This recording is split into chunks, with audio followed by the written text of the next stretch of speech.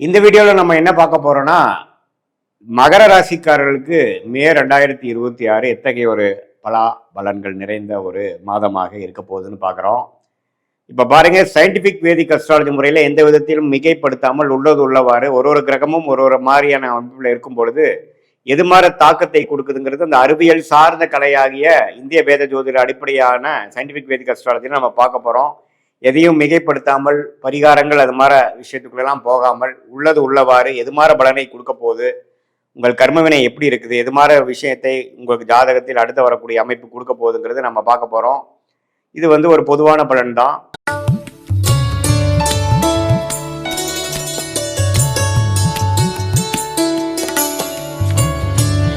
இப்போ பாருங்க, மகர ராசிக்கு 2026 மே மாதம் எப்படி இருக்குன்னா, ராசி 6ஆம் இடத்திலே நீடித்திருக்கிறார் மாதம் முழுவதும்.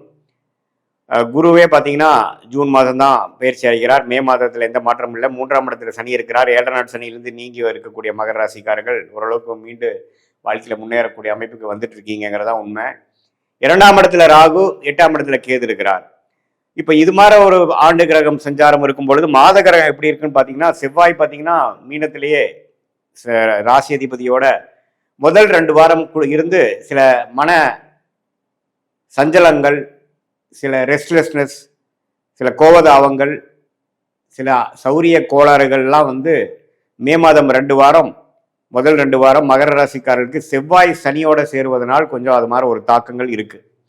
ஆனால் மே செகண்ட் ஹாஃப்லேருந்து பார்த்தீங்கன்னா செவ்வாய் சனியோட விலகிறது நல்ல அமைப்பு. 4ஆம் இடத்துக்கு 10ஆம் இடத்துக்கு செவ்வாய் பார்ப்பது தவறு இல்லை. அதே சமயத்தில் புதன் பாருங்க 4 இருந்து 5க்கு மாறி 5ஆம் இடம் என்று சொல்லப்படுகிற சுக்கிரனோட வீடாகிய ரிஷபத்துக்கு வருவது அருமை. அதே மாதிரி சூரியனும் 5க்கு வரார். அப்புறம் மாத கடத்தியில் பார்த்தீங்கன்னா சுக்கிரனும் 6ஆம் இடத்துக்கு போறார். ஸோ சுக்கிரனே 5ஆம் வீட்டில் ஆட்சி பலத்தோடு இருக்கிறது அருமையான ஒரு time. So golden time May second week, third week, fourth வீக்ல இருந்து வரக்கூடிய செகண்ட் ஹாஃப் ஆஃப் மே மாதம் மகர ராசிக்கு ஒரு நல்ல அமைப்பு இருக்கு.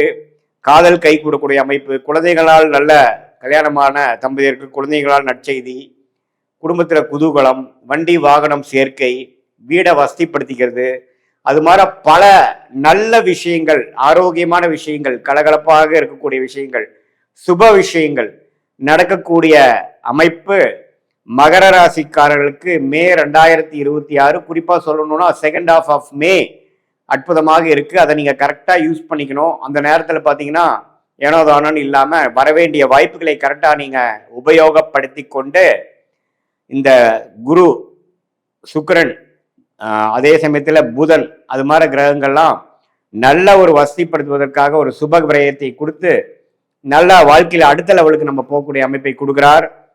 வெளிநாடு விஷயங்கள், வெளிமாநில விஷயங்கள், சுப செலவுகள், இது எல்லாமே இருக்கு. அதே சமயத்தில் வருமானமும் இருக்கு. ஸோ இது அற்புதமான ஒரு காலத்தை நீங்க மகர ராசிக்காரங்க இவ்வளவு தூரம் கடந்த 2-3 வருஷமாலாம் ஜென்மசனி, அஷ்டம சனி எல்லாம் தாக்கி ஜென்மசனி, பாத சனியிலேருந்து வெளியில் வரக்கூடிய மகர ராசிக்காரர்களுக்கு இந்த வாய்ப்பை கரெக்டாக யூஸ் பண்ணிக்கணும். காதல் விஷயத்தில் இருக்கிறவங்க, காதல் செய்து கொண்டு இருக்கிறவங்க, காதல் கை கூடக்கூடிய அமைப்புகள் இருக்கு. பேரண்ட்ஸ் கிட்ட இருந்து பர்மிஷன், கன்சென்ட்டு, ஒத்துழைப்பு, பர்மிஷன் கிடைக்கக்கூடிய அமைப்புகளாக உண்டு. அதே மாதிரி கலைத்துறையில் இருக்கக்கூடிய, மீடியா துறையில் இருக்கக்கூடியவங்களுக்கு நல்ல ரெகக்னிஷன் வாய்ப்புகள் உண்டு. வெளிநாடு போகக்கூடிய அமைப்புகள் உண்டு. சுப முதலீடு பண்ணி வியாபாரத்தை அடுத்த லெவலுக்கு கொண்டு போகக்கூடிய ஒரு எக்ஸ்பான்ஷன் பண்ணக்கூடிய அமைப்புகள் கண்டிப்பாக உண்டு. ஸோ மகர ராசிக்காரர்களுக்கு பார்த்தீங்கன்னா இதுவரை கொஞ்சம் மே மாதம் 2 வாரம், மார்ச் மாதத்திலாம் கொஞ்சம் சிறு சிறு பிரச்சனைகள், மன சஞ்சலங்கள்னால் பாதிக்கப்பட்ட மகர ராசிக்காரர்களுக்கு இது ஒரு நல்ல மாற்றமாக மே 2026 குறிப்பாக சொல்லணும்னா செகண்ட் ஹாஃப் நல்ல ஒரு வாய்ப்பாக இருக்குது. அதை நம்ம யூஸ் பண்ணிக்கணும். மாணவர்களும் பார்த்தீங்கன்னா புதன் சுக்கிரனோட வீட்டுக்கு நல்லா புரிதலோட, ஒரு ஆம்பிஷனோட, கிளாரிட்டியோட, கான்ஃபிடென்ட்டோட படிக்கக்கூடிய அமைப்புகள் மாணவர்கள் காம்படிட்டிவ் எக்ஸாம் எழுதுறவங்களா இருந்தாலும் சரி, 10th 12th எக்ஸாம் எழுதுறவங்களா இருந்தாலும் சரி, மேற்படிப்புக்காக என்ட்ரன்ஸ் எக்ஸாம் போகிறவங்களா இருந்தாலும் சரி, ஒரு நல்ல அமைப்பை கொடுக்கக்கூடிய ஒரு அமைப்பு இருக்குது. இந்த டைம் நீங்கள் நல்லா யூஸ் பண்ணிக்கணும்.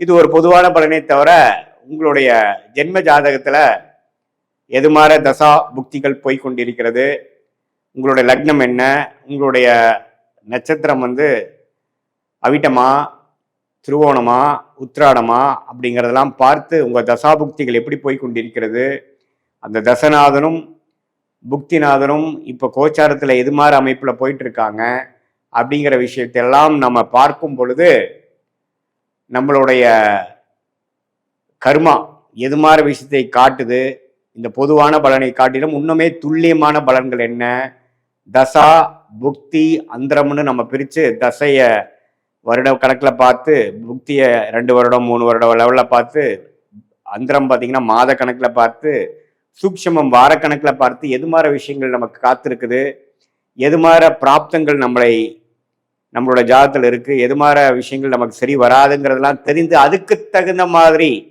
நம்மளுடைய வாழ்க்கை பயணத்தை திட்டமிட்டு அந்த செயல் அமைப்புகளை வடிவமைத்து அது மாதிரி நம்ம அந்தந்த நேரத்தில் நம்ம செய்து கொண்டே ஆனால் தேவையற்ற பண விரயங்கள், தேவையற்ற சமய விரயங்கள் எல்லாம் தவிர்த்து, ஏன்னா வாழ்க்கையில் நம்ம ஒரு 1000 வருஷம் வாழ போகிறதில்ல.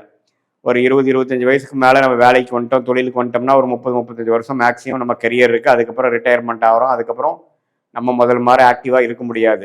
அந்த 30-35 வருஷம் எது மாதிரி தசாபுக்திகள் போய் கொண்டிருக்கிறது பொறுத்து தான் நம்ம பிரச்சனை இல்லாத வாழ்க்கையை நோக்கி போகிறோமா அல்லது பிரச்சனையை நோக்கி போகிறோமாங்கிறது தெரிஞ்சுக்கணும். அதை தெரிந்து அதுக்கு தகுந்த மாதிரி ப்ரிகாஷனரி விஷயங்கள் பண்ணோம்னா நம்மளுடைய பிரச்சனைகளை நாம் தேவையில்லாமல் அதிகப்படுத்தி கொள்ளாமல், எப்படி மழை பெய்யும் பொழுது கொடையை பிடித்து கொண்டு நம்மளை நாமளே கொஞ்சம் பாதுகாத்து கொள்கிறோமோ, அதே போல் இந்த சயின்டிஃபிக் வேதிக் அஸ்ட்ராலஜி முறையில் நம்மளுடைய கர்மாவை தெரிந்து கொண்டு அது எது மாதிரி விஷயத்தை காமிக்குது, நம்ம என்ன பிறவி பயன் என்ன, எந்த ஒரு விஷயத்துக்காக நம்ம பிறந்திருக்கோம், எது நமக்கு நேச்சுரலாக நல்லா வரும், எது நமக்கு ஃபார்ச்சுனேட்டாக யோகமாக இருக்கிறது, எது நமக்கு அவயோகமாக இருக்கிறதுங்கிறதெல்லாம் பாஸ்டில் நம்ம என்ன நடந்ததுங்கெல்லாம் பேசி சிங்க் ஆகி இப்போ ப்ரெசண்ட்டுக்கு நெக்ஸ்ட்டு போகக்கூடிய ஷார்ட் டேர்ம் ஃப்யூச்சர் என்ன, அடுத்தது வரக்கூடிய லாங் டேர்ம் ஃப்யூச்சர் என்ன அப்படிங்கிற மாதிரி விஷயங்கள்லாம் நம்ம பார்த்து அதுக்கு தகுந்த மாதிரி ஒரு வாழ்க்கை